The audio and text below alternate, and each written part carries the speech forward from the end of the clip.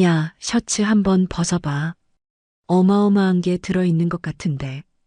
그 남자의 시선은 뻔뻔했고 말투는 더러웠습니다. 안 벗어? 그럼 내가 벗게 해줄게. 뜨거운 오뎅 국물을 흰 셔츠에 뿌려버린 순간 미선은 젖은 셔츠를 벗어 바닥에 내던졌습니다.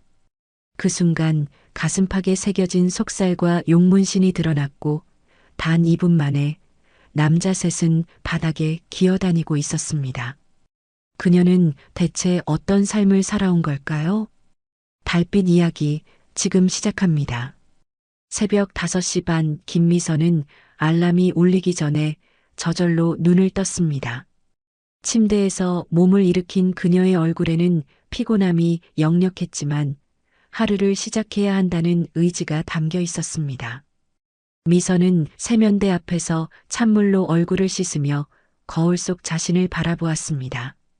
40세가 된 그녀의 얼굴에는 세월의 흔적이 깊게 새겨져 있었고 가슴과 어깨 부분에 살짝 보이는 용문신은 평상복으로도 완전히 가려지지 않았습니다. 오전 6시 미선은 떡볶이 트럭이 있는 곳으로 향했습니다. 그녀는 오늘도 어머니 병원비를 위해 열심히 일해야겠다고 다짐했습니다. 트럭 앞에 도착한 미선은 재료들을 하나씩 꺼내어 정리하기 시작했습니다. 오늘도 파이팅 해야지. 미선이 혼잣말을 하며 떡볶이 재료를 손질했습니다. 신선한 어묵, 떡, 양배추를 깨끗이 씻고 적당한 크기로 자르는 모습에는 숙련된 솜씨가 묻어났습니다. 고춧가루와 각종 양념들을 섞어 소스를 만드는 그녀의 손놀림은 셰프 그 자체였습니다. 점심시간이 가까워지자 학교에서 나온 학생들이 하나둘씩 트럭 앞으로 모여들기 시작했습니다. 직장인들도 간식을 사 먹기 위해 발걸음을 재촉했습니다. 미선은 평소처럼 환한 미소를 지으며 손님들을 반겼습니다. 어서 오세요. 왜 이렇게 오랜만에 오셨어? 미선이 밝은 목소리로 단골 손님들에게 인사했습니다. 평화로운 푸드트럭의 점심시간, 갑자기 최용석을 비롯한 양아치 3명이 떡볶이 트럭 앞에 나타났습니다. 용석은 앞서서 걸으며 거만한 표정을 짓고 있었고 뒤따르는 동료들도 어깨를 으쓱거리며 주변을 둘러보았습니다. 대기 중이던 손님들은 이들의 등장에 본능적으로 몸을 움츠렸습니다. 어이, 떡볶이, 튀김, 오뎅, 순대 2인분씩 줘. 용석이 반말로 퉁명스럽게 주문했습니다. 줄을 서 있던 다른 손님들이 서로 불편한 시선을 주고받으며 작은 눈짓을 나누었습니다. 미선은 손님의 태도에 순간 화가 났지만 그래도 주문은 많이 했기 때문에 화를 사기며 차분하게 음식들을 담아주었습니다. 여기 있습니다. 손님. 용석이 젓가락으로 떡볶이를 한 입 먹더니 얼굴을 심하게 찡그렸습니다. 그는 입안에 떡볶이를 뱉어내며 혀를 내밀었습니다. 미선은 당황한 표정으로 용석을 바라보았습니다. 에이 뭐야? 맛없는데? 용석이 큰 소리로 불평하며 시비를 걸기 시작했습니다. 주변에 있던 손님들이 용석을 향해 불만스러운 표정을 지었습니다. 용석의 두 동료도 맞장구 치며 사람들을 노려보았습니다. 손님들 중 몇 명이 겁을 먹고 뒤로 물러서기 시작했습니다. 죄송합니다, 손님. 혹시 입맛에 안 맞으면 환불해 드릴까요? 미선은 상황이 나빠지는 것을 막기 위해 고개를 깊이 숙이며 사과했습니다. 하지만 용석은 미선의 사과를 받아들이지 않고 더욱 기세등등하게 목소리를 높였습니다. 아니 뭐 한마디 했다고 꺼지라는 거야? 누가 보면 내가 잘못한지 알겠네? 용석은 일부러 옆 사람들까지 들으라는 듯 고함을 질렀습니다. 그 소리에 주변 손님들이 하나둘 자리를 떴고 미선의 얼굴에는 싸늘한 기색이 스쳐 지나갔습니다. 용석은 갑자기 화를 내며 이쑤시개로 떡볶이를 꽂아 미선에게 내던졌습니다. 떡볶이는 미선의 흰 셔츠에 튀었고 붉은 국물이 퍼지며 떡 한 조각이 바닥에 떨어졌습니다. 하지만 그녀는 눈 하나 깜빡이지 않고 있었습니다.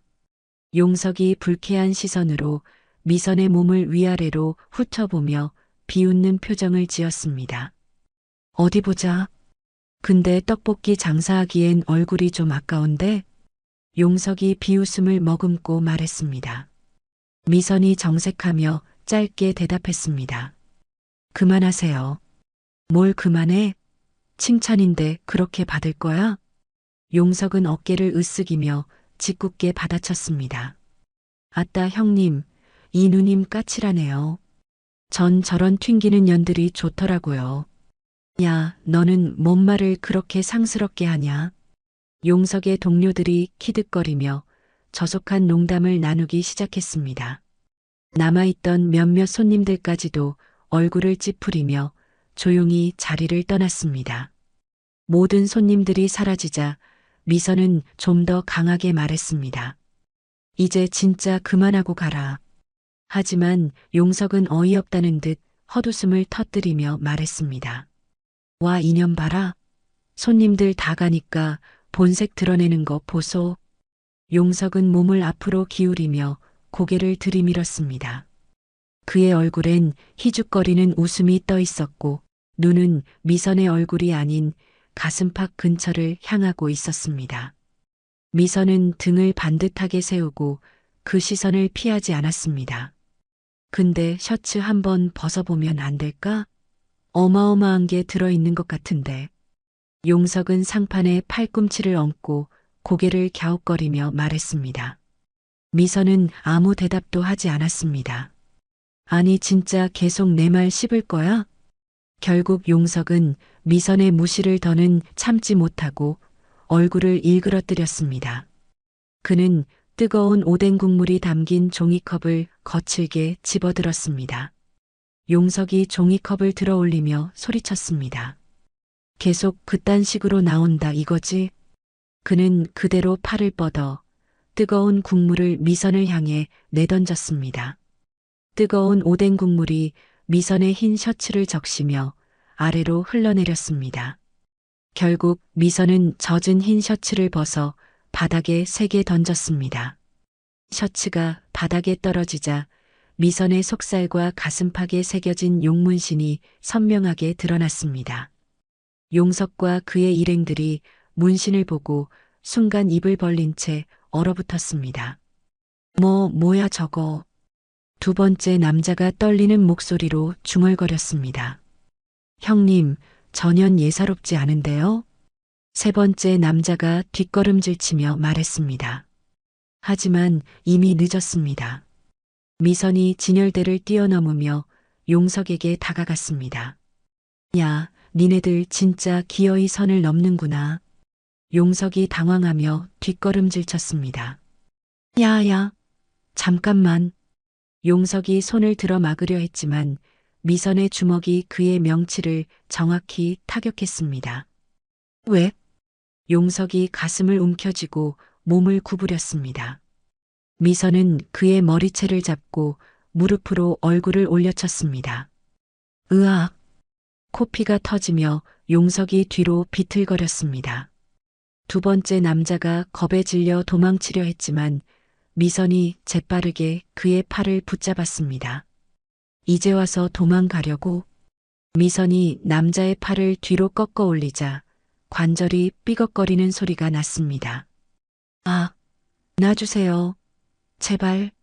남자가 바닥에 무릎을 꿇으며 비명을 질렀습니다.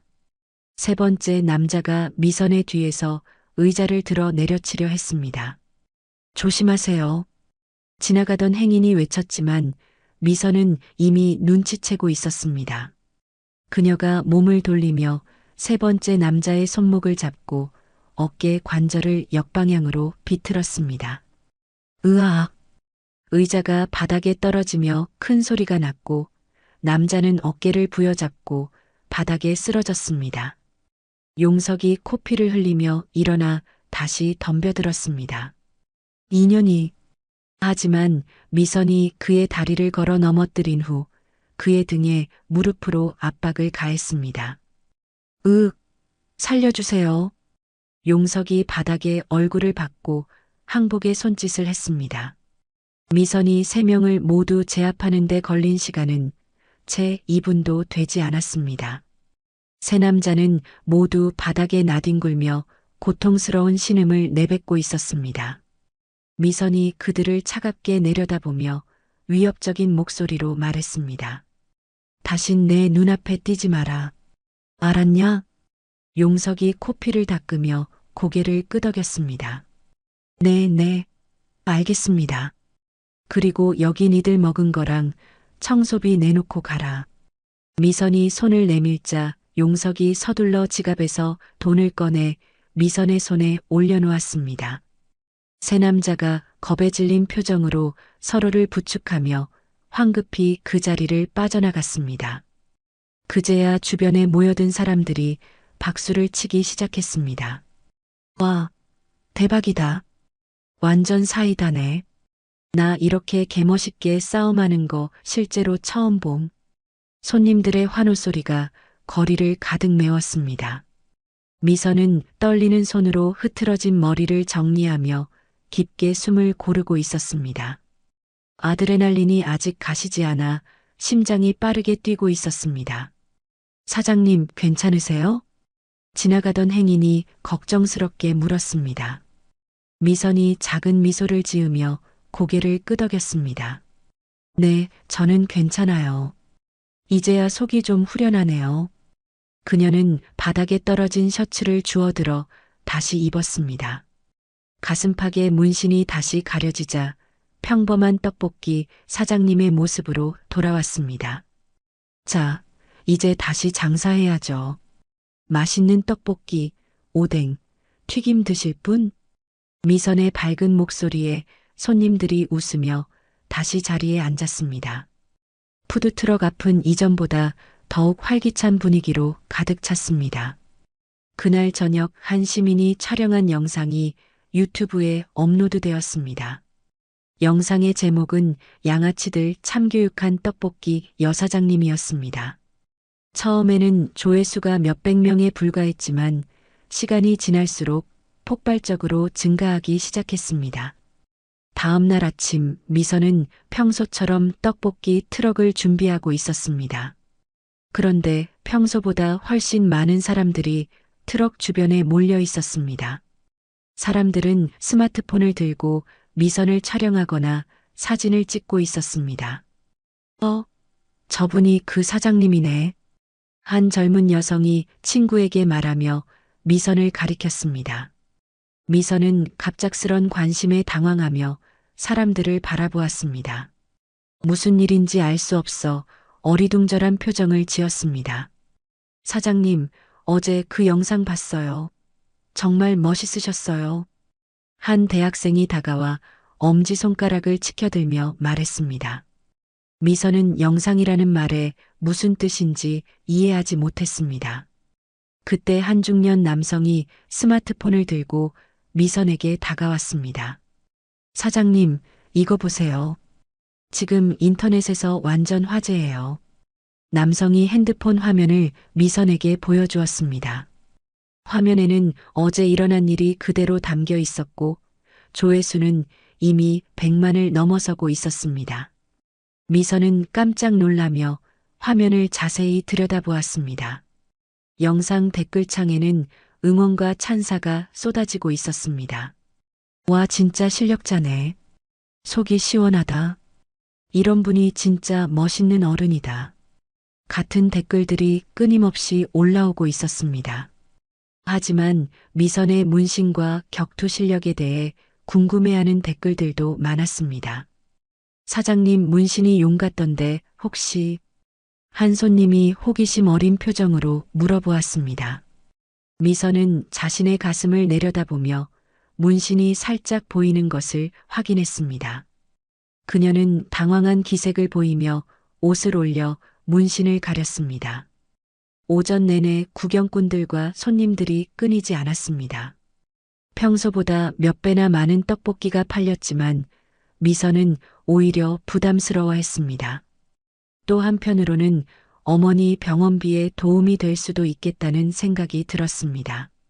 점심시간이 되자 더 많은 사람들이 몰려들었습니다. 지역 뉴스 기자까지 나타나 미선에게 인터뷰를 요청했습니다. 미선은 카메라 앞에 서는 것을 사양하며 조용히 장사만 하고 싶다고 말했습니다. 그냥 평범하게 떡볶이나 팔고 사는 사람이에요. 너무 관심 갖지 마세요. 미선이 쑥스러운 듯 말하며 떡볶이를 적고 있었습니다. 하지만 사람들의 관심은 쉽게 사그라들지 않았고 영상의 조회수는 계속해서 늘어나고 있었습니다. 그날 오후 서울 중구의 한 상담센터에서 45세의 이지혜가 컴퓨터 앞에 앉아 있었습니다. 업무를 마치고 휴식을 취하던 중 동료가 지혜에게 웃으면서 말했습니다. 지혜 씨, 이 영상 한번 봐요. 요즘 완전 화제거든요. 동료가 말하며 지혜에게 핸드폰을 건네주었습니다. 지혜는 별 생각 없이 영상을 재생했습니다. 화면에는 떡볶이 트럭 앞에서 벌어진 소동이 담겨 있었습니다. 영상이 진행되면서 지혜의 표정이 점점 진지해졌습니다. 화면 속 여성의 뒷모습과 움직임이 묘하게 익숙했기 때문입니다. 그리고 그 여성이 돌아서는 순간 지혜는 깜짝 놀라며 핸드폰을 꽉 쥐었습니다. 미선이. 지혜가 작은 목소리로 중얼거렸습니다. 화면 속 여성의 얼굴은 분명히 김미선이었고 가슴팍에 살짝 보이는 용문신까지도 기억 속 그 모습과 일치했습니다. 지혜는 영상을 다시 한번 재생하며 확신을 가졌습니다. 지혜는 즉시 인터넷을 검색하여 떡볶이 트럭의 위치를 찾기 시작했습니다. 유튜브 댓글을 뒤져보니 생각보다 쉽게 위치를 알아낼 수 있었습니다. 그녀는 서둘러 가방을 챙기며 자리에서 일어났습니다. 저 오늘 급한 일이 생겨서 먼저 가볼게요. 지혜가 동료에게 말하며 급히 상담센터를 나섰습니다. 지하철을 타고 떡볶이 트럭으로 향하면서 지혜의 마음은 복잡했습니다. 15년 만에 미선을 만날 수 있다는 기대감과 함께 미안함이 밀려왔습니다. 강북구에 도착한 지혜는 떡볶이 트럭을 발견했습니다. 멀리서 보이는 미선의 모습에 지혜의 가슴이 뛰기 시작했습니다. 지혜는 한참 동안 멀리서 미선을 바라보았습니다. 15년 전보다 성숙해진 미선의 모습과 열심히 일하는 모습을 보며 눈시울이 붉어졌습니다. 용기를 내어 천천히 트럭으로 다가갔습니다. 떡볶이 하나 주세요. 지혜가 떨리는 목소리로 말했습니다. 미선은 고개를 들어 손님을 바라보다가 순간 동작을 멈췄습니다. 두 사람은 서로를 바라보며 말을 잇지 못했습니다. 지혜, 선생님? 미선이 믿을 수 없다는 표정으로 중얼거렸습니다. 지혜는 눈물을 참으며 고개를 끄덕였습니다. 주변의 소음들이 모두 사라진 듯 두 사람만의 세상이 되었습니다. 미선아, 정말 너구나. 지혜가 눈물을 흘리며 말했습니다. 미선도 감정이 북받쳐 오르는 것을 느끼며 트럭에서 나왔습니다. 15년이라는 긴 시간이 순식간에 사라지는 듯한 감동적인 순간이었습니다. 선생님, 저를 어떻게 찾으셨어요? 미선이 떨리는 목소리로 물어보았습니다. 지혜는 핸드폰으로 영상을 보여주며 우연히 발견했다고 설명했습니다. 두 사람은 서로를 꼭 껴안으며 15년 만의 재회에 눈물을 흘렸습니다. 그날 저녁 지혜와 미선은 근처 조용한 카페에 앉아 그동안의 이야기를 나누었습니다. 두 사람은 15년이라는 긴 공백을 메우려는 듯 쉬지 않고 대화를 이어갔습니다. 그런데 선생님, 지금은 어떤 일을 하고 계세요? 미선이 궁금해하며 물어보았습니다. 지혜는 최근에 다시 상담 업무를 시작했다고 말하며 남편 이야기를 꺼냈습니다. 남편이 다큐멘터리 PD라고 소개하면서 요즘 깊은 슬럼프에 빠져 있다고 설명했습니다. 우리 남편은 다큐멘터리 감독이야. 한때는 정말 좋은 작품들을 많이 만들었거든. 지혜가 남편에 대해 자랑스럽게 말했습니다. 하지만 곧 걱정스러운 표정으로 변했습니다. 최근 몇 년간 만드는 작품마다 실패하면서 자신감을 많이 잃었다고 털어놓았습니다. 미선은 지혜의 말을 들으며 안타까워했습니다. 지혜는 잠시 생각에 잠기더니 갑자기 눈을 반짝이며 미선을 바라보았습니다. 무언가 좋은 아이디어가 떠오른 듯한 표정이었습니다. 미선아, 혹시 너의 이야기를 다큐멘터리로 만들어 보는 건 어떨까? 지혜가 조심스럽게 제안했습니다. 미선은 갑작스런 제안에 놀라며 지혜를 바라보았습니다. 지혜는 미선의 삶이 얼마나 감동적인지, 많은 사람들에게 희망을 줄 수 있을지 열정적으로 설명했습니다. 내 이야기는 정말 특별해. 조폭에서 특수부대원이 되고 지금은 성실하게 살아가는 모습. 이런 진짜 이야기를 사람들이 기다리고 있어. 지혜가 간절한 표정으로 말했습니다. 미선은 자신의 어두운 과거가 세상에 알려지는 것을 걱정했습니다. 문신과 전과 때문에 더 큰 편견을 받을 수도 있다는 두려움이 있었습니다. 선생님, 제 과거가 너무 어두워서 사람들이 알면 더 안 좋게 볼 것 같아요. 미선이 망설이며 말했습니다. 지혜는 미선의 손을 잡으며 진심 어린 눈빛으로 바라보았습니다. 과거의 실수보다는 변화하려는 노력과 현재의 모습이 더 중요하다고 설득했습니다. 미선아, 내 이야기가 누군가에게는 정말 큰 힘이 될 수 있어. 그리고 우리 남편에게도 다시 일어설 기회가 될 것 같아서. 지혜가 간절하게 부탁했습니다. 미선은 오랫동안 고민하며 지혜의 얼굴을 바라보았습니다. 은인인 지혜의 부탁을 거절하기 어려웠고 무엇보다 지혜를 도와주고 싶은 마음이 컸습니다.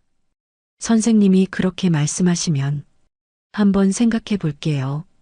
미선이 조심스럽게 대답했습니다. 며칠 후 미선은 지혜와 함께 홍대 근처에 있는 작은 촬영 스튜디오를 찾았습니다. 건물 3층에 위치한 스튜디오는 생각보다 소규모였지만 벽면에 걸린 여러 작품 포스터들이 인상적이었습니다. 미선은 낯선 환경에 긴장한 듯 지혜의 뒤를 따라 걸었습니다. 스튜디오 문을 열고 들어서자 48세의 박성민이 일어서서 그들을 맞았습니다. 성민은 따뜻한 미소로 인사했습니다. 미선은 어색해하며 성민과 악수를 나누었습니다. 안녕하세요. 지혜한테 얘기 많이 들었어요. 미선 씨죠? 성민이 친근하게 말하며 미선의 긴장을 풀어주려 노력했습니다. 미선은 고개를 끄덕이며 작은 목소리로 인사했습니다. 지혜는 두 사람 사이에서 분위기를 편하게 만들려고 애썼습니다. 성민은 미선을 스튜디오 안쪽으로 안내했습니다. 간단한 조명과 카메라가 설치된 인터뷰 공간이 준비되어 있었습니다. 미선은 카메라를 보며 더욱 경직된 표정을 지었습니다. 너무 긴장하지 마세요. 편하게 대화하는 것처럼 생각하시면 돼요. 성민이 의자를 권하며 부드럽게 말했습니다.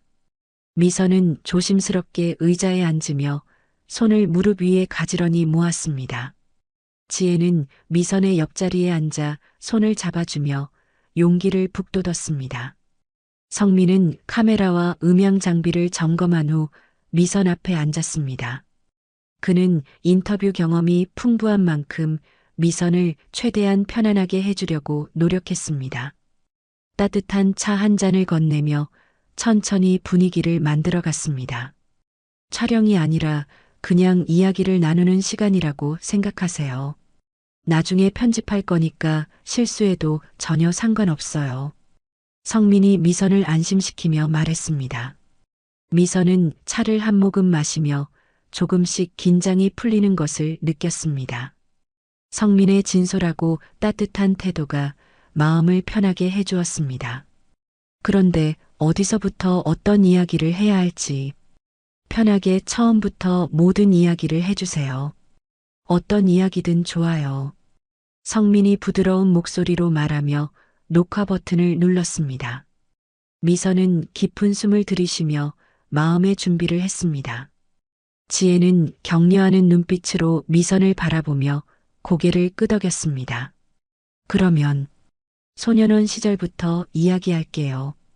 미선이 떨리는 목소리로 말을 시작했습니다. 카메라에 빨간 불이 켜지면서 녹화가 시작되었습니다. 스튜디오 안에는 과거와 현재가 만나는 특별한 순간이 흐르기 시작했습니다.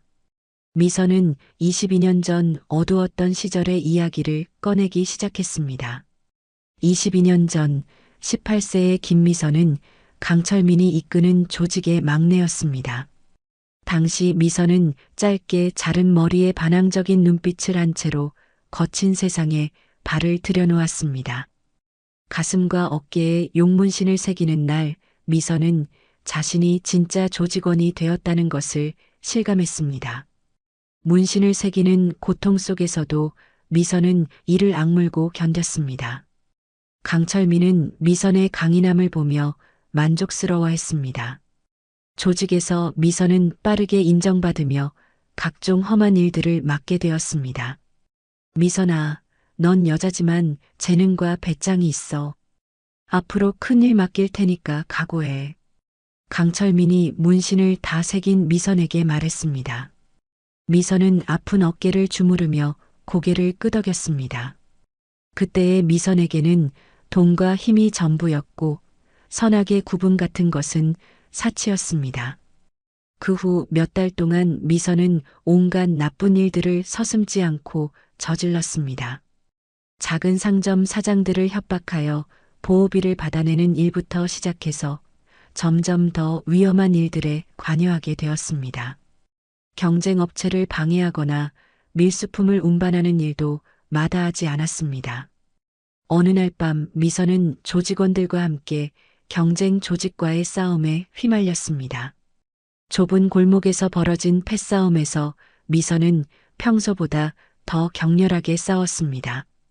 상대방이 쓰러진 후에도 계속 발로 차며 분풀이를 했습니다. 그만해. 죽겠어. 상대방이 비명을 지르며 애원했지만 미선은 멈추지 않았습니다. 결국 상대방은 의식을 잃고 병원에 실려가게 되었습니다. 경찰이 출동했고 미선은 현장에서 체포되어 소년원에 들어가게 되었습니다. 소년원에서도 미선의 반항적인 성격은 변하지 않았습니다. 다른 아이들과 자주 다투었고 선생님들의 말에도 반발했습니다. 교화 프로그램에 참여하라는 지시에도 시큰둥한 반응을 보였습니다. 왜 우리가 착하게 살아야 해요? 어차피 나가면 똑같은데. 미선이 한 교사에게 반항적으로 말했습니다. 교사들은 미선을 문제아로 낙인 찍고 포기하기 시작했습니다. 미선 역시 자신에게 관심을 갖는 어른은 없다고 생각했습니다. 그러던 어느 날 새로 부임한 교화 상담사 이지혜가 나타났습니다. 지혜는 다른 상담사들과는 달리 미선에게 특별한 관심을 보였습니다. 미선은 처음에는 또 다른 위선자라고 생각하며 경계했습니다. 소년원의 삭막한 면회실에서 지혜와 첫 상담을 하게 된 미선은 팔짱을 끼고 앉아 있었습니다. 지혜는 미선의 적대적인 태도에도 불구하고 차분하게 대화를 시도했습니다. 미선은 지혜의 진심이 느껴지면서도 마음의 벽을 쉽게 허물지 못했습니다. 하지만 지혜의 꾸준한 관심과 진정성 있는 상담을 통해 미선은 조금씩 마음을 열기 시작했습니다. 그것이 미선 인생의 첫 번째 전환점이 되는 순간이었습니다. 이지혜는 다른 상담사들과는 확실히 달랐습니다. 그녀는 미선을 대할 때 판단하거나 훈계하려 들지 않았습니다. 대신 미선의 이야기에 진심으로 귀를 기울이며 공감하려고 노력했습니다. 너는 왜 그렇게 화가 많은 것 같니? 지혜가 부드러운 목소리로 물어보았습니다. 미선은 처음에는 대답하지 않고 창밖을 바라보았습니다. 하지만 지혜의 진심 어린 눈빛을 느끼며 조금씩 마음을 열기 시작했습니다. 상담이 거듭될수록 미선은 지혜에게 자신의 속마음을 털어놓기 시작했습니다. 아버지의 가정폭력이 있었다는 것, 어려서부터 제대로 된 어른을 만나본 적이 없었다는 것, 믿을 만한 사람이 없었다는 외로움을 이야기했습니다. 지혜는 미선의 말을 끝까지 들어주며 따뜻한 위로를 건넸습니다. 왜 나 같은 애한테 관심을 가져요? 다들 저를 포기했는데. 미선이 어느 날 조심스럽게 물어보았습니다. 지혜는 미선의 손을 잡으며 진심 어린 대답을 했습니다. 모든 사람에게는 변화할 가능성이 있다고, 미선도 분명히 달라질 수 있다고 믿는다고 말했습니다. 모든 사람에게는 변화할 가능성이 있어. 너도 분명히 좋은 사람이 될 수 있어. 지혜가 확신에 찬 목소리로 말했습니다. 미선은 그런 말을 들어본 것이 처음이어서 눈물이 날 것 같았습니다. 지금까지 자신을 믿어주는 어른을 만나본 적이 없었기 때문입니다. 지혜는 미선과의 상담에서 꾸준히 긍정적인 미래에 대해 이야기했습니다. 과거의 잘못보다는 앞으로 어떻게 살아갈 것인가에 초점을 맞췄습니다. 미선은 처음으로 자신도 다른 사람들처럼 평범하게 살 수 있을지도 모른다는 희망을 품게 되었습니다. 상담을 받은 지 몇 달이 지나자 미선의 태도가 눈에 띄게 달라졌습니다. 다른 아이들과의 싸움도 줄어들었고 교화 프로그램에도 적극적으로 참여하기 시작했습니다. 소년원 직원들도 미선의 변화를 놀라워했습니다. 미선아, 너는 정말 대단한 아이야. 이렇게 변할 수 있다는 걸 보여줘서 고마워. 지혜가 미선의 변화를 격려하며 말했습니다. 미선은 지혜를 통해 진정한 어른의 모습을 보게 되었습니다. 자신도 언젠가 지혜처럼 다른 사람을 도와줄 수 있는 어른이 되고 싶다는 꿈을 품었습니다. 어느 날 지혜는 미선의 뛰어난 신체 능력을 주목했습니다. 미선의 운동신경과 체력은 정말 놀라웠습니다. 지혜는 미선에게 새로운 제안을 했습니다. 미선아, 특수부대에 가보는 것은 어떨까? 내 능력이면 충분히 할 수 있을 것 같은데. 지혜가 신중하게 말했습니다. 특수부대는 숙식이 해결되고 일반 부사관보다 급여도 높다는 실용적인 이유도 있었습니다. 무엇보다 미선의 에너지를 건전한 곳에 쏟을 수 있는 기회라고 생각했습니다. 미선은 지혜의 제안에 깊은 관심을 보였습니다. 자신의 힘을 좋은 곳에 사용할 수 있다는 생각에 가슴이 뛰었습니다. 그때부터 미선은 특수부대 입대를 목표로 더욱 열심히 자신을 단련하기 시작했습니다. 소년원을 나온 미선은 지혜의 조언에 따라 707특임단에 지원했습니다. 입대 전 지혜와 만난 자리에서 미선은 새로운 각오를 다졌습니다. 지혜는 미선에게 응원의 메시지와 함께 작은 선물을 건넸습니다. 힘들어도 포기하지 마. 내가 해낼 수 있다는 걸 나는 믿어. 지혜가 미선의 어깨를 토닥이며 말했습니다. 미선은 고개를 끄덕이며 지혜에 대한 감사함을 마음에 새겼습니다. 이제 정말로 새로운 인생을 시작할 때가 되었습니다. 707특임단의 입대 과정은 생각했던 것보다 훨씬 까다로웠습니다. 체력 측정부터 면접까지 모든 과정이 일반 부대보다 엄격했습니다. 하지만 미선의 뛰어난 신체 능력과 강인한 정신력은 모든 관문을 통과하기에 충분했습니다. 부대에 입소한 첫날, 미선은 다른 후보생들과 함께 기본 교육을 받았습니다. 특수부대 훈련소의 규율과 강도는 차원이 달랐습니다. 새벽 5시부터 시작되는 체력 단련, 각종 무기 훈련, 전술 교육까지 하루 종일 쉴 틈이 없었습니다. 많은 동기들이 중도에 포기했지만 미선은 끝까지 버텨냈습니다. 김미선, 오늘도 1등이네. 정말 대단하다. 교관이 체력 측정 결과를 발표하며 미선을 칭찬했습니다. 미선은 훈련에서 항상 상위권을 유지했고 특히 무술 분야에서는 독보적인 실력을 보였습니다. 동료들도 미선의 실력을 인정하며 존경의 눈빛으로 바라보았습니다. 몇 개월간의 기본 훈련을 마친 후 미선은 정식 특수부대원이 되었습니다. 임관식에서 계급장을 달 때 미선은 가슴이 벅차올랐습니다. 과거의 어두운 시절과는 완전히 다른 자신의 모습에 자부심을 느꼈습니다. 특수부대에서의 생활은 미선에게 많은 것을 가르쳐 주었습니다. 동료들과의 끈끈한 우정, 국가를 지킨다는 사명감, 그리고 자신에 대한 진정한 자부심을 배웠습니다. 매일 밤 지혜에게 안부 편지를 쓰며 하루하루의 변화를 보고했습니다. 선생님, 오늘 작전 훈련에서 1등을 했어요. 정말 뿌듯했습니다. 미선이 편지에 써내려갔습니다. 지혜도 정기적으로 답장을 보내며 미선의 성장을 격려했습니다. 두 사람의 연락은 미선에게 큰 힘이 되었습니다.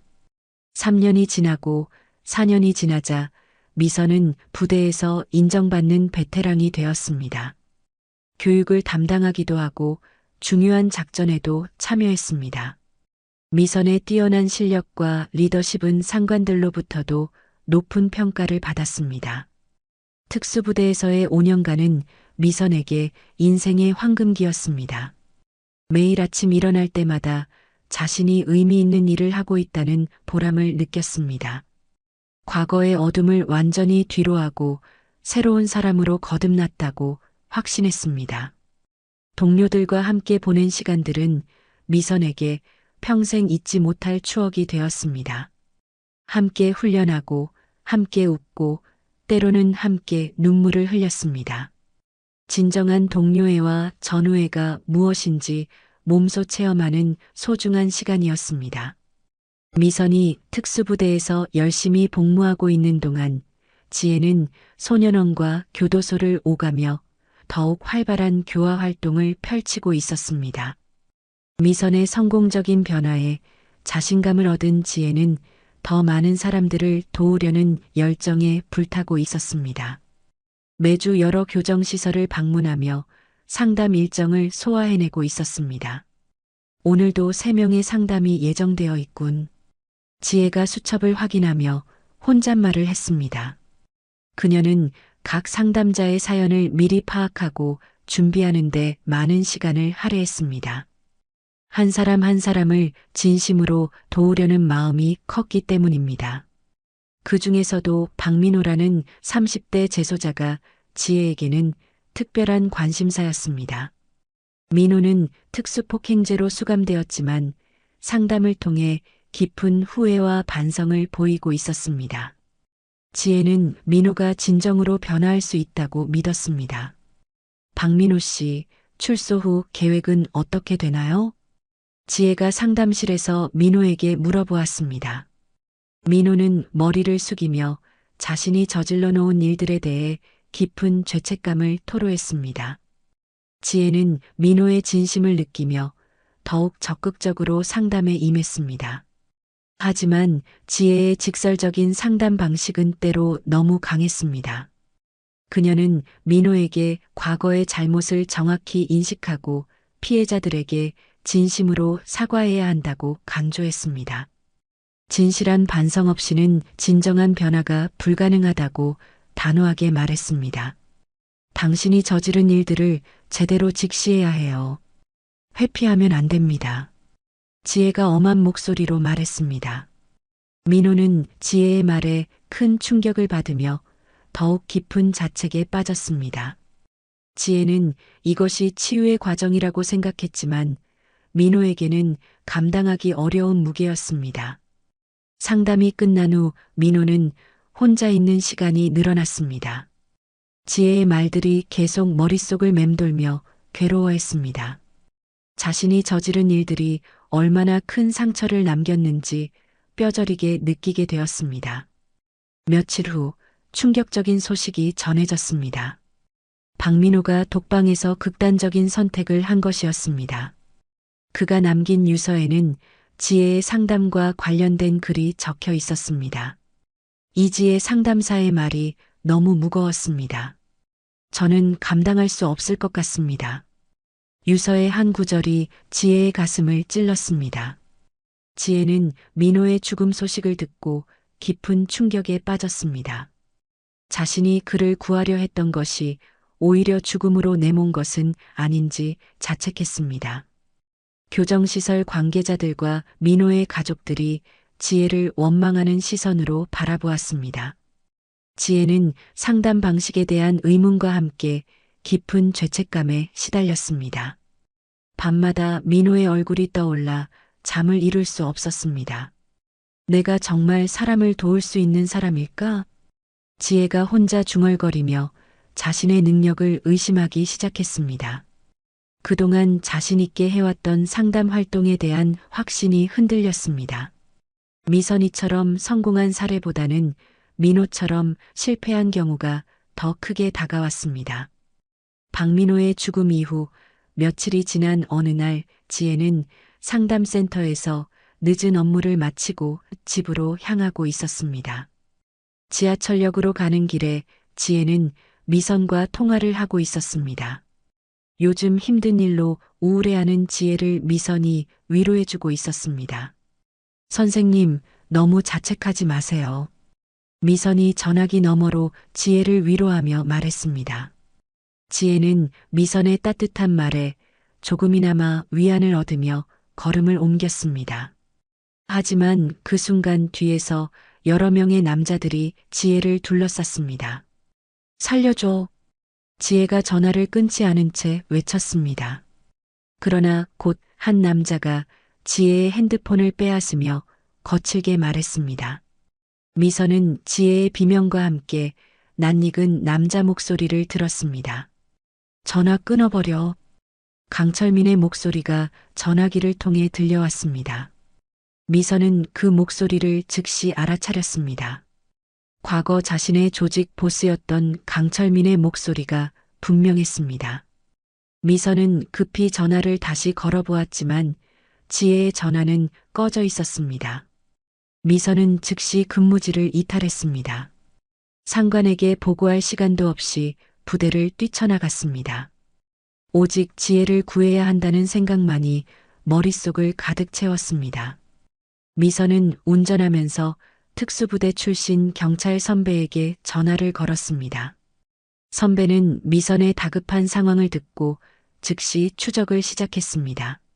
CCTV 분석과 핸드폰 전파 추적을 통해 지혜의 위치를 찾기 시작했습니다.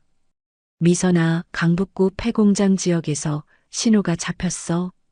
우리가 팀 꾸려서 출동할 테니까 기다려. 선배가 전화로 말했습니다. 하지만 미선은 기다릴 수 없었습니다. 지혜의 생명이 위험할 수도 있다는 생각에 단독으로 그 위치로 향했습니다. 폐공장에 도착한 미선은 조심스럽게 건물 내부로 침입했습니다. 특수부대에서 익힌 잠입 기술을 발휘하여 들키지 않고 이동했습니다. 건물 내부에서 들려오는 목소리들을 따라 지혜가 있는 곳을 찾아갔습니다. 이지혜, 너 때문에 우리 형님이 죽었어. 상담? 웃기고 있네. 그냥 입으로 칼 꽂은 거지. 조직원 중 한 명이 지혜에게 소리를 지르고 있었습니다. 지혜는 의자에 묶인 채로 고개를 숙이고 있었습니다. 강철민은 옆에서 팔짱을 끼고 상황을 지켜보고 있었습니다. 미선은 숨을 죽이며 상황을 파악했습니다. 조직원이 5명, 지혜는 다친 것 같지는 않았지만 위험한 상황이었습니다. 미선은 최적의 진입 타이밍을 노리며 기다렸습니다. 우리 민호가 죽은 건 다 전현 때문이야. 강철민이 냉정한 목소리로 말했습니다. 그때 미선이 건물 안으로 뛰어들었습니다. 첫 번째 조직원이 미선을 발견하고 칼을 뽑아들며 달려들었습니다. 미선은 조직원의 손목을 잡아 비틀어 칼을 떨어뜨렸습니다. 이어서 정확한 팔꿈치 가격으로 그의 옆구리를 쳤습니다. 조직원이 고통에 몸을 구부리며 바닥에 쓰러졌습니다. 두 번째 조직원이 뒤에서 몽둥이를 들고 공격해 왔습니다. 미선은 몸을 낮춰 공격을 피하고 다리 걸기로 그를 넘어뜨렸습니다. 조직원이 바닥에 떨어지자 미선이 발로 그의 손목을 밟아 무기를 놓게 했습니다. 세 번째와 네 번째 조직원이 동시에 달려들었습니다. 미선은 한 명의 주먹을 막아내며 다른 한 명에게 무릎차기를 날렸습니다. 연속적인 타격으로 두 명 모두를 순식간에 제압했습니다. 마지막 조직원이 겁에 질려 도망치려 했지만 미선이 뒤에서 목을 졸라 기절시켰습니다. 5명의 조직원이 모두 바닥에 쓰러진 상황에서 강철민과 미선이 마주했습니다. 뭐야, 미선이냐? 야, 네가 여기서 왜 나와? 강철민이 당황해하며 말했습니다. 니년이 왜 여기 왔는지는 모르겠지만 그냥 가라. 강철민이 냉소적인 미소를 지으며 말했습니다. 그만하고 비켜주세요. 더 이상 나쁜 일은 하지 마세요. 미선이 차분하지만 단호한 목소리로 말했습니다. 하지만 강철민은 오히려 웃음을 터뜨렸습니다. 나쁜 일? 이 여자가 우리 민호를 죽게 만들었는데 복수하는 게 나쁜 일이야? 강철민이 주먹을 쥐며 미선에게 다가왔습니다. 그의 덩치는 미선보다 훨씬 컸고 오랜 조직 생활로 다져진 몸은 여전히 위협적이었습니다. 미선은 707특임단에서 익힌 전투 자세를 취했습니다. 무게중심을 낮추고 양손을 가볍게 들어 올렸습니다. 강철민의 첫 번째 공격이 빠르게 날아왔습니다. 강철민의 오른손 주먹이 미선의 얼굴을 향해 휘둘렸지만 미선은 몸을 옆으로 비틀며 피했습니다. 동시에 강철민의 팔을 잡아 비틀어 올렸습니다. 강철민이 아픔에 신음하며 뒤로 물러섰습니다. 이년이 강철민이 화를 내며 연속으로 주먹을 날렸습니다. 미선은 첫 번째는 맞고 두 번째는 피하고 세 번째 공격에서는 강철민의 손목을 잡아 돌려 중심을 무너뜨렸습니다. 강철민이 바닥에 굴러떨어졌지만 금세 일어나 더욱 거칠게 덤벼들었습니다. 이번에는 발차기까지 섞어가며 공격했습니다. 미선은 그의 발을 손으로 받아내며 균형을 잃게 만들었습니다. 강철민이 쇠파이프 하나를 집어들었습니다. 무기를 든 그의 공격은 더욱 위험해졌습니다. 파이프가 미선의 머리를 향해 내려쳤지만 미선은 재빠르게 몸을 숙여 피했습니다. 미선은 강철민의 무릎을 발로 차서 중심을 흔들어 놓았습니다. 강철민이 비틀거리는 사이 미선은 그의 손목을 정확히 타격하여 파이프를 떨어뜨렸습니다. 이제 다시 맨손 대결이 되었습니다. 강철민은 과거의 권위를 되찾으려는 듯 더욱 필사적으로 덤벼들었습니다. 하지만 미선의 움직임은 물 흐르는 듯 자연스러웠습니다. 마지막 순간 강철민이 전력을 다해 미선을 붙잡으려 했지만 미선은 살짝 회피하면서 그의 발목을 걸어 넘어뜨렸습니다. 떨어진 파이프를 집어 강철민을 기절시키면서 완전히 제압되었습니다. 미선아. 지혜가 놀라며 미선을 바라보았습니다.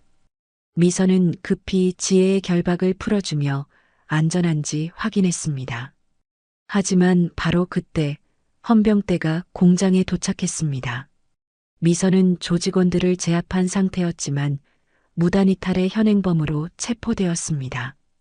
지혜는 미선을 막으려 했지만 헌병들은 미선을 즉시 연행했습니다. 미선아. 지혜가 울부짖으며 미선에게 소리쳤습니다. 미선은 수갑을 찬 채로 지혜를 바라보며 안심시키려는 미소를 지었습니다. 하지만 마음 한구석에는 자신의 미래에 대한 불안감이 자리 잡고 있었습니다. 군 법정에서 열린 재판에서 미선은 무단 이탈과 민간인 폭행 혐의로 기소되었습니다. 지혜는 증인으로 출석하여 미선이 자신을 구하기 위해 나선 것이라고 증언했습니다. 하지만 군법의 엄격함 앞에서는 그런 사정이 고려되지 않았습니다. 피고인 김미선은 개인적인 사정을 이유로 부대를 무단 이탈하였고 민간인에게 상해를 가했습니다. 군판사가 차가운 목소리로 판결문을 읽었습니다. 미선은 군복을 입은 채로 법정에 서서 판결을 들었습니다. 5년간 쌓아온 모든 것이 한순간에 무너지는 기분이었습니다. 은인을 구하기 위해서였습니다. 후회하지 않습니다. 미선이 마지막 변론에서 떨리지 않는 목소리로 말했습니다. 하지만 판사는 고개를 저으며 엄정한 법 적용을 강조했습니다. 결국 미선은 영창 3개월과 강제 전역 처분을 받게 되었습니다. 영창에 수감된 미선에게는 외부와의 연락이 완전히 차단되었습니다. 작은 독방에서 하루하루를 보내며 미선은 자신의 선택을 되돌아보았습니다. 후회는 없었지만 앞으로의 삶에 대한 막막함이 엄습했습니다. 지혜는 미선이 영창에 들어간 후 깊은 죄책감에 시달렸습니다. 자신 때문에 미선이 모든 것을 잃었다는 생각에 밤마다 눈물을 흘렸습니다. 박민호의 죽음에 이어 미선까지 희생양이 된 것 같아 견딜 수 없었습니다. 내가 상담을 하면 사람들이 죽거나 망하는구나. 지혜가 혼자 중얼거리며 자책했습니다. 선한 의도로 시작한 일들이 모두 불행한 결과로 이어지는 것 같았습니다. 자신의 존재 자체가 다른 사람들에게 해가 되는 것은 아닌지 의심했습니다. 지혜는 미선에게 편지를 쓰기 시작했습니다. 미안하다는 말과 고맙다는 말을 수없이 적었다, 지웠다를 반복했습니다. 결국 간단한 메시지만을 담은 편지를 완성했습니다. 미선아, 정말 미안하고 고마워. 내가 구해줘서 살 수 있었어. 언젠가 다시 만나자. 하지만 편지를 다 쓴 후에도 지혜의 마음은 편하지 않았습니다. 모든 것을 정리하고 세상과 단절하고 싶다는 생각이 들었습니다. 지혜는 결국 충격적인 결정을 내렸습니다. 핸드폰을 비롯한 모든 연락수단을 버리고 깊은 산속으로 들어가기로 한 것입니다. 더 이상 누구에게도 해를 끼치고 싶지 않다는 마음이었습니다. 미선이 영창에서 나오기 전날 밤 지혜는 마지막으로 미선에게 편지를 남기고 사라졌습니다. 편지에는 미안함과 고마움 그리고 언젠가 다시 만나자는 약속이 적혀 있었습니다. 지혜는 조용히 짐을 챙기고 아무도 모르게 떠났습니다. 영창에서 나온 미선은 먼저 지혜를 찾으려 했습니다. 하지만 지혜의 상담센터에서는 그녀가 갑자기 사표를 내고 사라졌다는 소식만 들을 수 있었습니다. 미선은 지혜의 집을 찾아갔지만 이미 텅 비어 있었습니다. 문 앞에 놓인 편지 한 통이 미선의 눈에 들어왔습니다. 편지 봉투에는 미선이에게라고 지혜의 손글씨로 적혀 있었습니다. 미선은 떨리는 손으로 편지를 뜯어 읽기 시작했습니다. 미선아, 정말 미안하고 고마워. 내가 나를 구해줘서 살 수 있었어. 언젠가 다시 만나자. 편지의 내용은 짧았지만 지혜의 마음이 고스란히 담겨 있었습니다. 미선은 편지를 읽으며 눈물을 흘렸습니다. 지혜가 자신 때문에 상처받고 떠났다는 것을 직감했습니다. 군복을 벗고 민간인이 된 미선은 갈 곳이 없었습니다. 전과자의 강제 전역자라는 이력으로는 변변한 일자리를 구하기 어려웠습니다. 그나마 다행인 것은 5년간 모은 적금이 조금 있다는 것이었습니다. 작은 원룸을 얻어 정착한 미선에게 어머니로부터 급한 전화가 걸려왔습니다. 어머니가 갑자기 쓰러져 병원에 입원했다는 소식이었습니다. 의사는 큰 수술이 필요하다고 했고 수술비가 만만치 않다고 설명했습니다. 엄마, 괜찮으실 거예요. 제가 어떻게든 수술비를 마련할게요. 미선이 병상에 누운 어머니의 손을 잡으며 말했습니다. 어머니는 수술비 걱정보다는 미선이 전역한 것을 안타까워했습니다. 미선은 어머니께 걱정 끼치지 않으려고 애써 밝게 웃었습니다. 병원을 나온 미선은 막막한 현실과 마주했습니다. 적금으로는 수술비에 턱없이 부족했고 대출을 받기에는 신용도가 문제였습니다. 며칠 동안 구직 활동을 하던 미선은 작은 자본으로도 시작할 수 있는 일을 찾기 시작했습니다.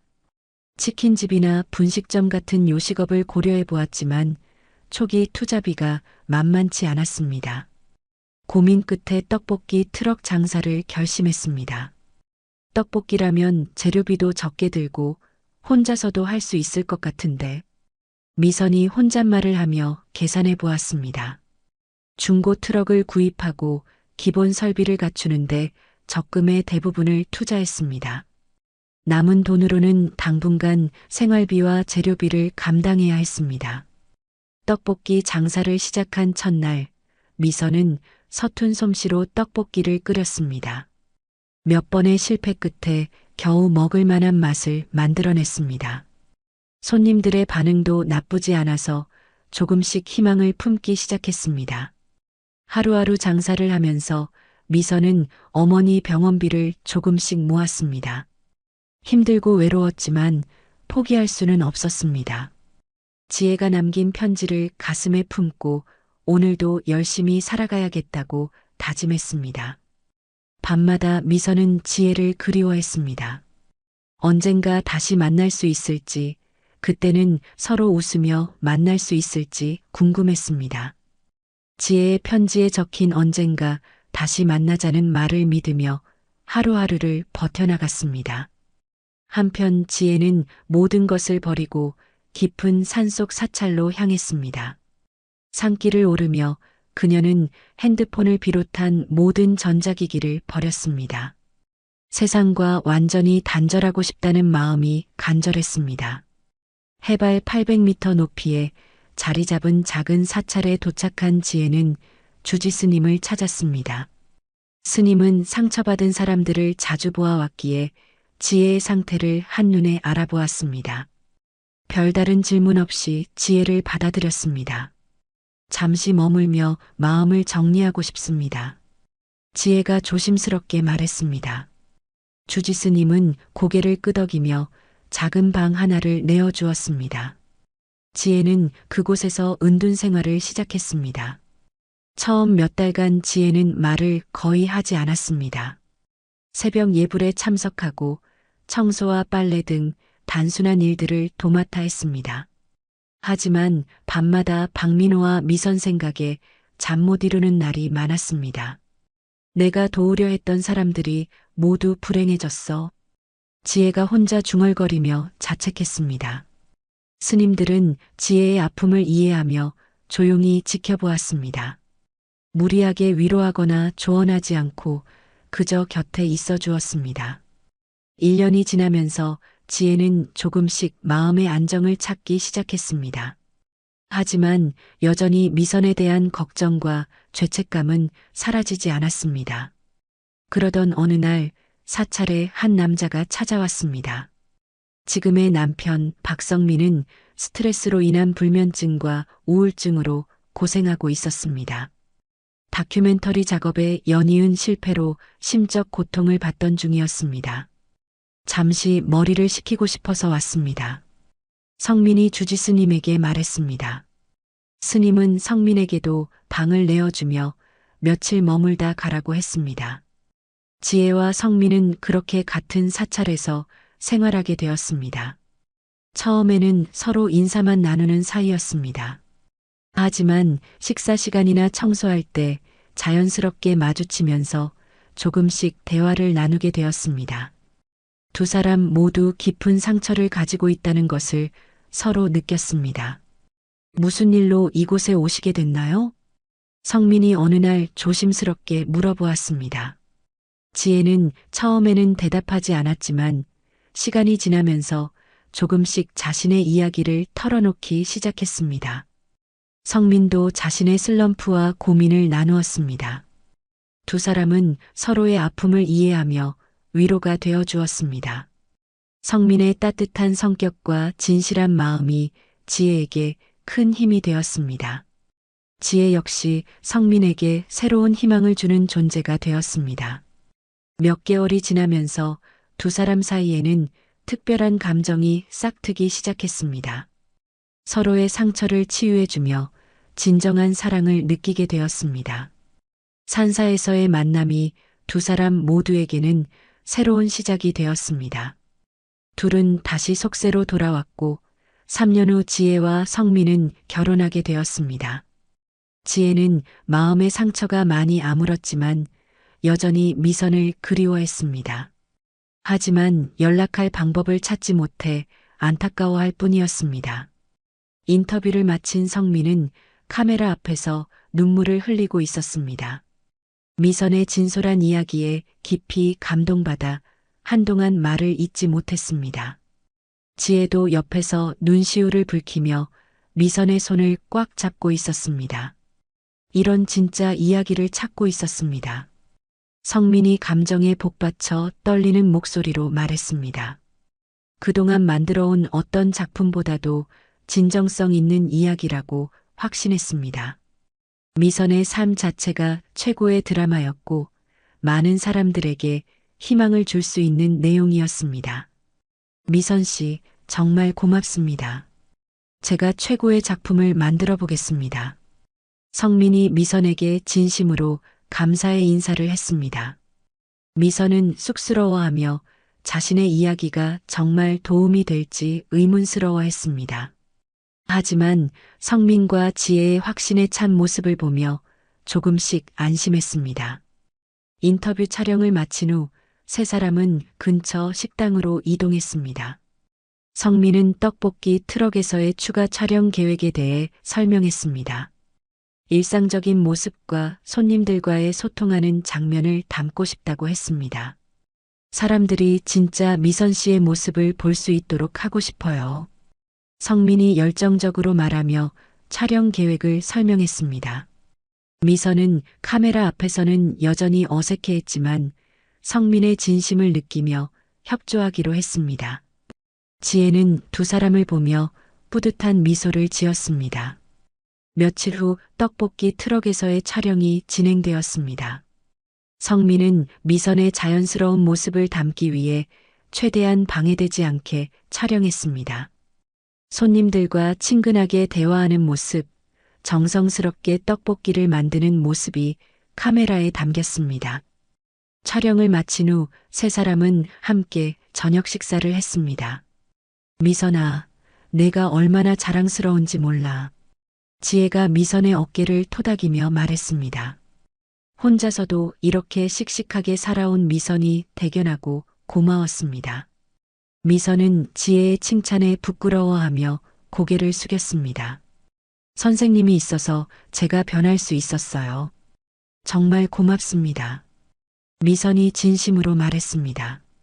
지혜와의 만남이 없었다면 지금의 자신은 없었을 것이라고 확신했습니다. 과거의 아픈 기억들도 이제는 성장의 밑거름이 되었다고 생각했습니다. 성민은 두 사람의 우정을 보며 더욱 좋은 작품을 만들어야겠다고 다짐했습니다.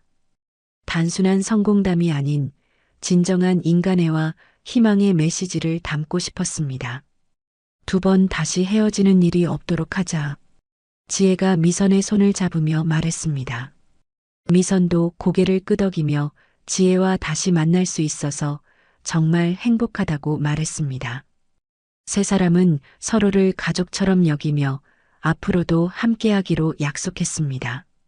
그날 밤 미선은 오랜만에 진정한 평안을 느꼈습니다. 가슴 깊이 묻어두었던 외로움이 사라지고 따뜻함이 그 자리를 채웠습니다. 지혜와 성민이라는 소중한 사람들과 함께할 수 있다는 것만으로도 충분히 행복했습니다. 한 달 후 떡볶이 트럭의 기적이라는 제목으로 다큐멘터리가 방영되었습니다. 성민은 미선의 이야기를 최대한 진솔하게 담으려고 노력했습니다. 과거의 어두운 부분도 숨기지 않으면서도 현재의 변화된 모습에 초점을 맞췄습니다. 방송이 시작되자 시청자들의 반응이 뜨거웠습니다. 미선의 솔직한 고백과 지혜와의 감동적인 만남에 많은 사람들이 눈물을 흘렸습니다. 특히 과거를 딛고 새롭게 살아가는 미선의 의지에 감동받는 시청자들이 많았습니다. 와, 이런 진짜 이야기가 있었구나. 한 시청자가 SNS에 감상평을 올렸습니다. 방송 직후부터 각종 포털 사이트와 SNS에는 미선을 응원하는 글들이 쏟아졌습니다. 진정한 어른의 모습, 희망을 주는 이야기라는 댓글들이 줄을 이었습니다. 다음 날 아침 미선의 떡볶이 트럭 앞에는 평소보다 훨씬 많은 사람들이 모여 있었습니다. 방송을 본 사람들이 직접 찾아와 응원의 메시지를 전하고 떡볶이를 사 먹었습니다. 미선은 갑작스런 관심에 당황하면서도 고마워했습니다.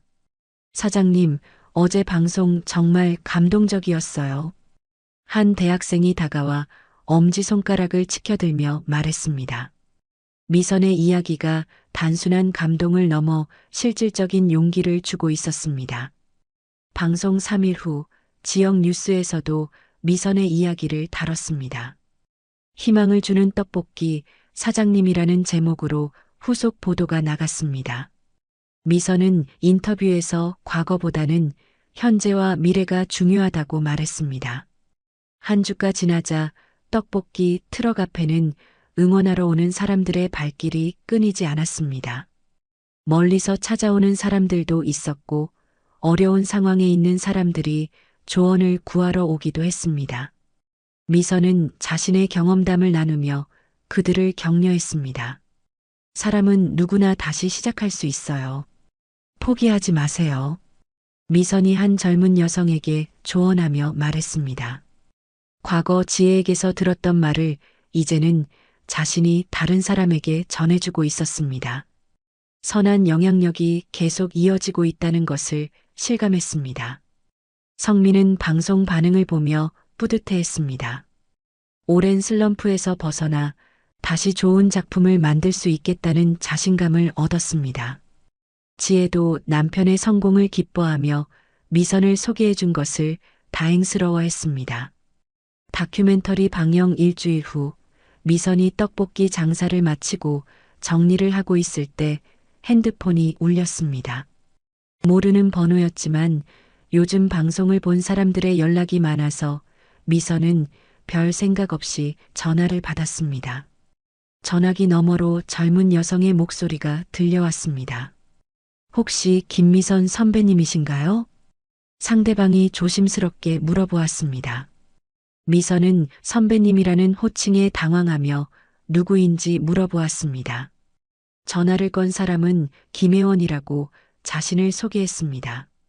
저는 김혜원이라고 합니다. 화장품 스타트업 대표를 하고 있어요. 예원이 차분한 목소리로 말했습니다.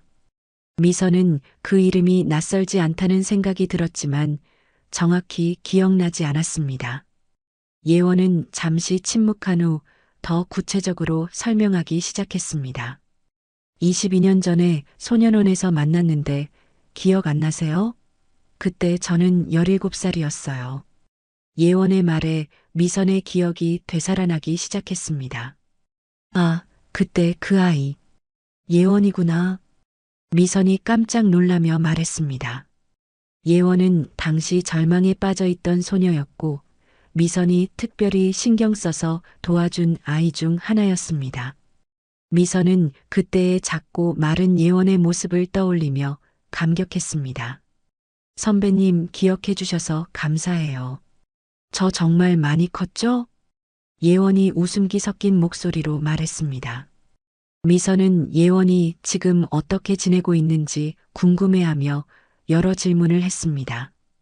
예원은 자신이 화장품 회사를 운영하고 있다고 자랑스럽게 말했습니다. 절망에 빠져 있던 자신에게 희망을 심어준 것이 바로 미선이었다고 털어놓았습니다.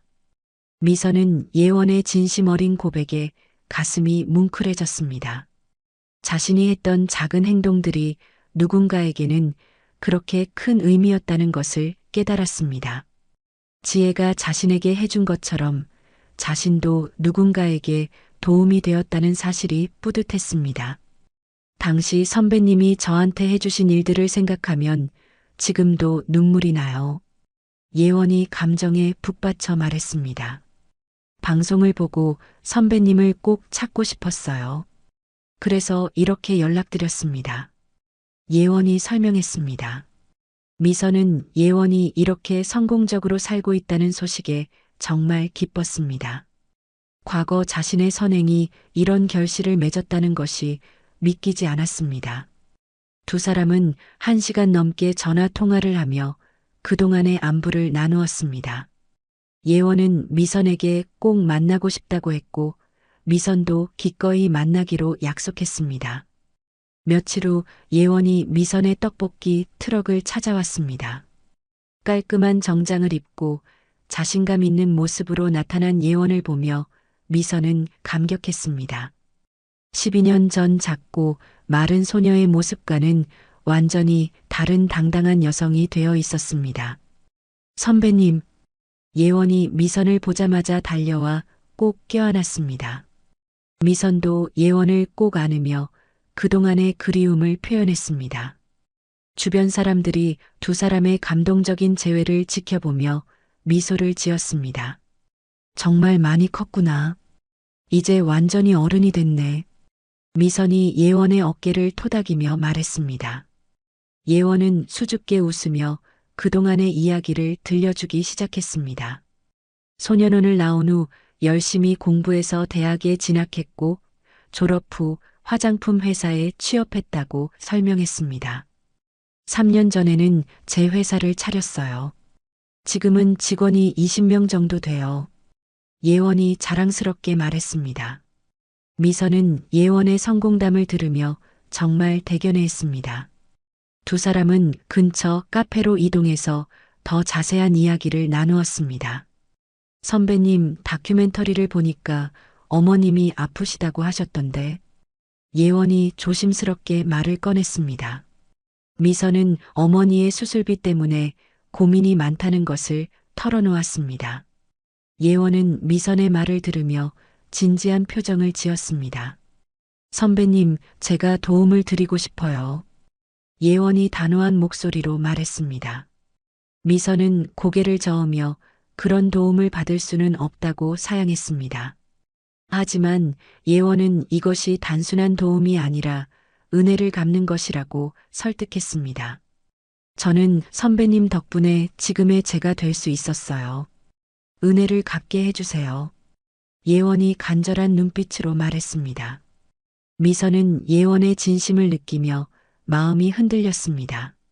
하지만 여전히 큰 돈을 받는 것이 부담스러웠습니다. 저희 회사에서 운영하는 재단이 있어요. 어려운 분들을 돕는 일을 하고 있거든요. 예원이 구체적으로 설명했습니다. 정식 절차를 통해 어머니의 수술비를 지원하겠다고 제안했습니다. 미선은 예원의 체계적인 도움 방식에 감동받았습니다. 언니가 제게 해주신 일에 비하면 아무것도 아니에요. 예원이 미선의 손을 잡으며 말했습니다. 미선은 예원의 진심 어린 설득에 결국 도움을 받아들이기로 했습니다. 며칠 후 예원의 재단을 통해 어머니의 수술비가 전액 지원되었습니다. 미선은 수술 동의서에 서명하며 눈물을 흘렸습니다. 과거 자신의 작은 선행이 이렇게 큰 결실로 돌아온 것에 감격했습니다. 정말 고마워, 예원아. 미선이 예원에게 깊이 고개를 숙이며 말했습니다. 예원은 오히려 자신이 더 고맙다며 미선을 안아주었습니다. 두 사람은 서로에게 소중한 존재라는 것을 다시 한번 확인했습니다. 어머니의 수술은 성공적으로 진행되었습니다. 미선은 병원에서 어머니를 돌보며 예원에 대한 고마움을 잊지 않았습니다. 어머니의 수술이 성공적으로 끝나고 몇 달이 지난 후 미선은 큰 변화를 맞이했습니다. 떡볶이 트럭 대신 상가에 월세를 내고 정식 점포를 열게 되었습니다. 미선인의 떡볶이라는 간판을 달고 새로운 출발을 하게 되었습니다. 점포 안은 깔끔하게 정리되어 있었고 테이블과 의자도 마련되어 있었습니다. 미선은 점포 안에서 평소와 다름없이 떡볶이를 끓이며 손님들을 맞이했습니다. 어서 오세요. 오늘도 맛있는 떡볶이 준비했어요. 미선이 밝은 목소리로 손님들에게 인사했습니다. 단골 손님들은 미선의 밝아진 표정을 보며 함께 기뻐해 주었습니다. 어머니의 수술이 잘 끝났다는 소식을 들은 사람들은 축하 인사를 건넸습니다. 점심시간이 되자 지혜가 남편 성민과 함께 점포를 찾아왔습니다. 두 사람은 미선의 새로운 시작을 축하하며 떡볶이를 주문했습니다. 세 사람은 마치 가족처럼 정겨운 대화를 나누며 시간을 보냈습니다. 미선아, 정말 잘 됐다. 이제 마음 놓고 장사할 수 있겠구나. 지혜가 흐뭇한 미소를 지으며 말했습니다. 미선은 두 사람에게 감사하다는 인사를 거듭했습니다. 오후에는 예원이 직원들과 함께 점포를 찾아왔습니다. 예원은 미선의 새로운 출발을 축하하며 화환을 선물했습니다. 직원들도 미선의 이야기를 들어 알고 있어서 따뜻하게 응원해 주었습니다. 선배님, 정말 축하드려요. 이제 진짜 새로운 시작이네요. 예원이 미선의 손을 잡으며 말했습니다. 미선은 예원 덕분에 이 모든 것이 가능했다며 고마워했습니다. 저녁 무렵 미선은 하루 장사를 마치고 점포를 정리하고 있었습니다. 창밖으로는 석양이 아름답게 물들어가고 있었습니다. 미선은 잠시 손을 멈추고 창밖을 바라보며 지나온 시간들을 되돌아보았습니다. 조폭 생활부터 시작해서 소년원, 특수부대, 그리고 지금까지의 여정이 주마등처럼 스쳐 지나갔습니다. 지혜와의 만남, 헤어짐, 그리고 다시 만남까지 모든 것이 의미 있는 과정이었다고 생각했습니다. 어려운 순간들이 있었지만 결국 지금의 행복한 자신을 만들어준 소중한 경험들이었습니다. 미선은 비로소 진정한 행복이 무엇인지 깨달았습니다. 돈이나 명예가 아닌 소중한 사람들과 함께하며 누군가에게 도움이 되는 삶이야말로 진정한 행복이라는 것을 알게 되었습니다. 그때 점포 문이 열리며 한 젊은 남성이 들어왔습니다. 그는 방송을 보고 용기를 얻어 찾아왔다며 조언을 구했습니다. 미선은 환한 미소를 지으며 그를 맞이했습니다. 들어오세요. 떡볶이 한 그릇 드시면서 이야기해요. 미선이 따뜻하게 말하며 떡볶이를 끓이기 시작했습니다. 오늘도 미선은 정성스럽게 떡볶이를 만들어 사람들에게 따뜻함을 전해주었습니다. 그녀의 새로운 시작은 많은 사람들에게 희망의 불씨가 되어 계속 이어질 것이었습니다. 오늘 이야기 어떠셨나요? 혹시 마지막까지 들어주신 분이 계시다면 잘 들었다고 댓글 하나만 남겨주세요. 여러분에게도 달빛 같은 순간이 찾아올 거예요. 지금까지 달빛 이야기였습니다. 더 좋은 사연으로 다시 찾아뵙겠습니다. 늘 평온한 하루 되시길 바랍니다. 감사합니다.